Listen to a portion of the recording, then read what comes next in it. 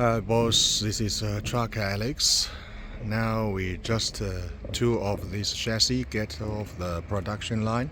380 horsepower Weichai engine, TX Hovo. Sinotruk TX chassis 8x4. Fine refurbished quality level. The cabin, let's check inside of the cabin. Inside the dash is a brand new. Roof, seat, new one, and new bed. This engine is a 380 horsepower Weichai. Refurbished gearbox, new tire, new rim, new fuel tank, refurbished axle. This original booster. This is the other side of the truck. New battery, new air reservoir, new silencer. This is the other side of the engine.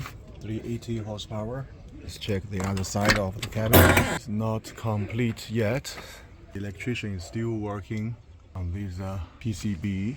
Another unit, same standard, same inside the cabin. This is the one.